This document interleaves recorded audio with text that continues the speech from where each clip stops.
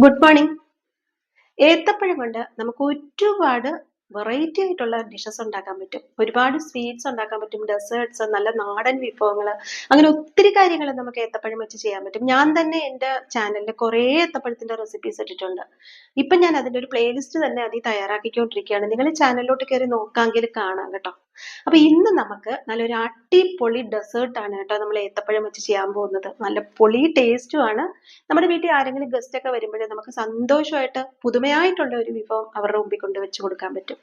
അപ്പൊ video skip ചെയ്യാതെ കാണണേ. പിന്നെ ഒരു ഹമ്പിൾ റിക്വസ്റ്റ് എന്താന്ന് വെച്ചാൽ വീഡിയോ കണ്ടിട്ട് അങ്ങനെ സ്കിപ്പ് അടിച്ചങ്ങ് പോവല്ലേ. എന്നെ ഒന്ന് റെസിപ്പി ഇഷ്ടപ്പെടുകയാണെങ്കിൽ എന്നെ ഒന്ന് ലൈക്ക് ചെയ്ത് എന്തെങ്കിലും ഒരു കമന്റ് ഇട്ട് ഒന്ന് സബ്സ്ക്രൈബ് ചെയ്ത് സപ്പോർട്ട് ചെയ്യണമെന്ന് ഹമ്പിൾ റിക്വസ്റ്റ് ഉണ്ട് കേട്ടോ. അപ്പോൾ നമ്മുടെ പൊളി ഏത്തപ്പഴ ഡെസേർട്ട് എങ്ങനെയാണ് ചെയ്യുന്നതെന്ന് നോക്കാം. ഞാനൊരു 2 ഏത്തപ്പഴം ചെറുതായിട്ട് അരിഞ്ഞു വെച്ചിട്ടുണ്ടായിരുന്നു. ഒരു കടായി അടുപ്പിലോട്ട് വെച്ചിട്ട് ഒരല്പം നെയ്യ് ഒഴിച്ച് കൊടുത്തതിന് ശേഷം ബദാം, നട്ട്സ്, റേസിൻസ് ഇതൊക്കെ ഒന്ന് വറുത്ത് കോരി മാറ്റി വെച്ചു. അതിനുശേഷം അതേ കടായിൽ ഒരല്പം പിസ്ത പ്രത്യേകമായിട്ടൊന്ന് വറുത്ത് കോരി മാറ്റി വയ്ക്കുന്നുണ്ട്. അതേ കടായിൽ ഒരല്പം നെയ്യ് ഒഴിച്ച് കൊടുത്തതിന് ശേഷം നമ്മൾ അരിഞ്ഞു വെച്ചിരുന്ന ഏത്തപ്പഴം ഒരല്പം പഞ്ചസാരയും കൂടി ഇട്ട് കൊടുത്ത് നന്നായിട്ടൊന്ന് വഴറ്റിയെടുത്ത് മാറ്റി വെച്ചു.